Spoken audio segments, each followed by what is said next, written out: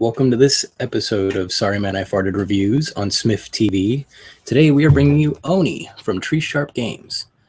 It is a card game, uses some very interesting mechanics, and I would compare it closest to the Resistance or the Coup, in that it has a bunch of hidden objectives and hidden goals, and you are trying to figure stuff out. It also has elements of Werewolf and Mafia, if you've ever played those. So we're going to take you through how to set the game up and play it, and then give our final thoughts. It's Tim and Jarrett with you today. Yes. So it's not just me sitting in front of the computer all sad. So this is a review copy from the Game Crafter. I am not sure if they're going to be printing it from the Game Crafter because the Kickstarter is not live yet, but you get a rulebook, and we always like to joke, but this one fits inside the box. So I think that's 2 for 2 with the Game Crafter. So right out of the box, you get little pieces that represent your gold and a little token to represent start player marker. All right, so you got your pile of gold. You set that off to the side. Start player marker goes to whoever is the most mischievous, and the group agrees on that. When we reviewed this for the podcast, I won because I apparently am the most mischievous. Pretty much, yeah.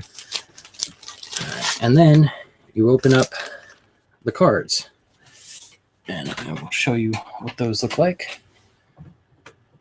So you've got the Hostess Geisha, if it comes into focus,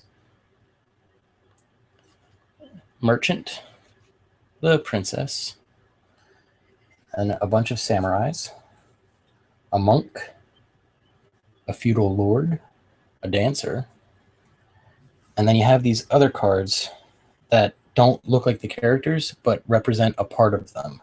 You set those aside. So you set the feudal, these are the objective cards, just so we're clear. And they have a back like this. Oof, damn it. All right. Everything else has a back like that. So you'll set those aside, and then there's your basic action cards: attack, peek, reveal, and swap. So every player gets a set of those. And this game goes up to 7 players, so there's 7 sets in here. All right, but we'll set it up and show you what a 3-player game will look like. All right, so everything else of the basic actions you set to the side, and then you create a deck of the random special actions, and they all do something a little different, a little special. And you gain those after each round. All right, so you give that a good shuffle. And these, the special actions are all one-time use cards. So give that a shuffle, set it off to the side, and that'll stay there for the first round. Best way to set this up is you choose 3 of the characters. I think I screwed up. I think I said it was 7 players, and I think it's 6. It is 6. I apologize. 3 to 6 players. You do need 3 players to make it interesting. If you add more players, it becomes more fun, but we'll get to that in a second. All right, so we're going to play with the monk, the merchant, and the princess. So then you go through these cards, and you find your monk, your merchant, and your princess. And again, set the other 3 off to the side because we won't be using them in a 3-player game. So total out of this set, you need 3 cards for every player. So we've already got 3, so we're going to use 6 samurai. Oh, I'm sorry. You just use all 6 samurai. See, Jeff set it up when we played it, and that's what's throwing me off. So you use all 6 samurai, and you're going to create a ring of 9 cards. If this were a 6-player game, it would have a ring of 12 cards. Yeah. All right. So the game, this is the lowest way it can be played, and I find it interesting, but with more players, then you have a little more interaction with each player. So you take this deck and you shuffle it up real good, and you place it in a ring around you. And the way that ring is set up is slightly important.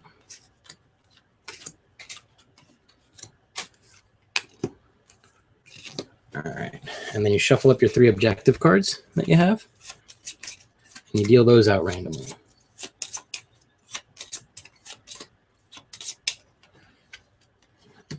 And each player will place them in front of 3 cards.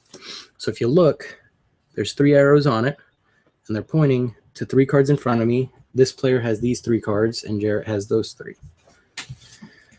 On your turn, I should say in a turn, because it's all played simultaneously at the beginning, and then it resolves based off of the start player.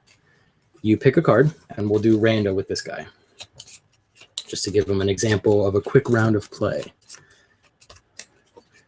All right. Oh, shit. You cannot attack for the first 2 rounds of play, so we're going to remove the attack from that fella. You don't have to remove yours, Jarrett. Wait. What?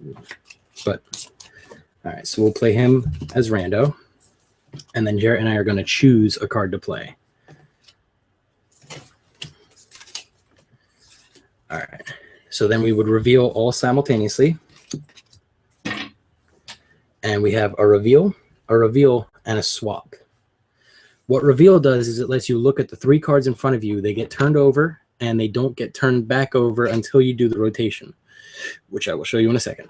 So Jarrett and I will reveal our cards. And I see the princess. Oh, and he has the monk and the merchant. All right, so right now we don't know what our objective is. The goal is to attack the person that this card matches. If I do that, I get 3 points. If Jarrett were to attack my card, so if let's say I have the monk and Jarrett attacks that, then I get 2 points. If he attacks and it's a samurai, then the card just flips over, the attack is whiffed, and you continue playing. All right, so we've looked at our stuff, and now this guy will choose a card to swap. So I'll say he's going to swap this one because he doesn't know how to play. But you have to swap one of the cards in front of you, one of the 3 cards. One of the 3 cards in front of the player who played swap has to be traded. So he did that. He traded one of his 3. And now all the cards flip back over. And now comes what I think is the most interesting mechanic in the game. There's a rotation. So all cards rotate 1 over. So you now have, realistically, 1 new card in front of you that you might not know. This card stays in play, so you can't use it this turn. And now you will choose another card to play.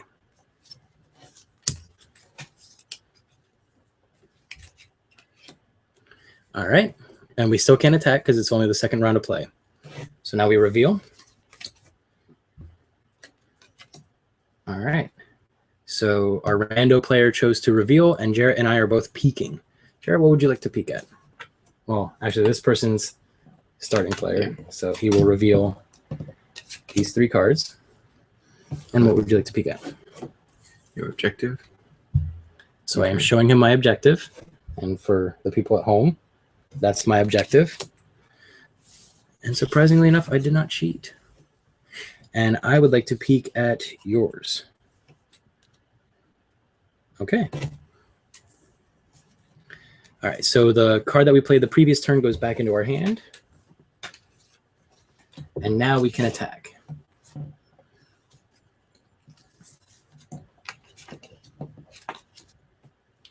All right, so then it rotates 1 more time.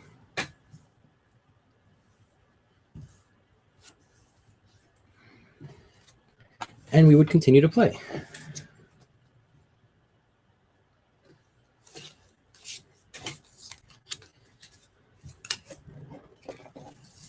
Let's see what our rando player chooses. I'm going to say swap. I'm going to say attack. All right. And so now Jarrett is the start player, and we reveal. Ooh. All right. So our rando player is going to peek, and he's going to peek at mine. Okay. And now, resolving in turn order, Jarrett, you place your card on top of who you want to attack. And I will place mine on top of who I want to attack.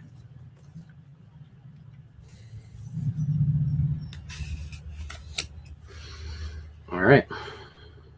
Now we flip them over. Jarrett attacked a samurai, but I attacked a princess.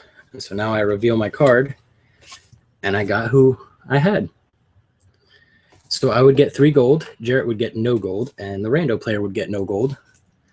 And then we would each get a random special card. And this one is shuffle. You discard this card after you use it. You mix all the cards in the circle over again.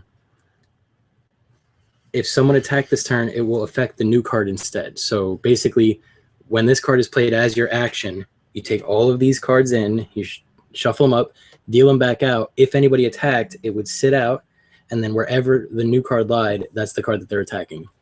So it becomes very, very random. So we would each get one of those, and we would continue playing for 4 rounds total. And whoever has the most gold at the end of those 4 rounds wins.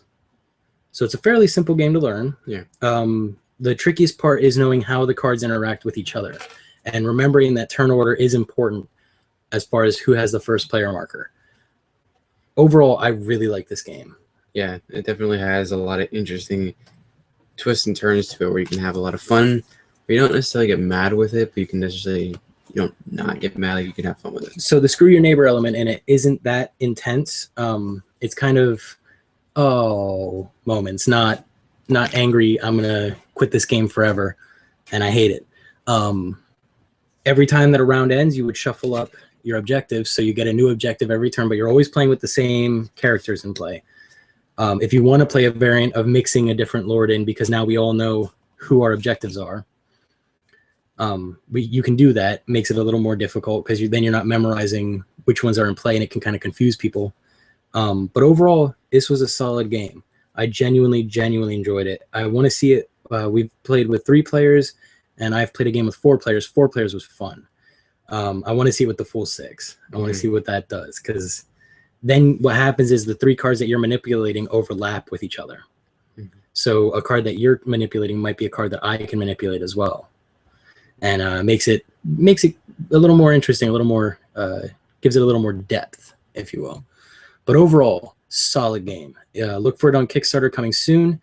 We genuinely appreciated it, and I strongly recommend looking for a copy of it. You got anything else to add, Jarrett? Just simply, yeah, definitely go look for it. It definitely is something fun.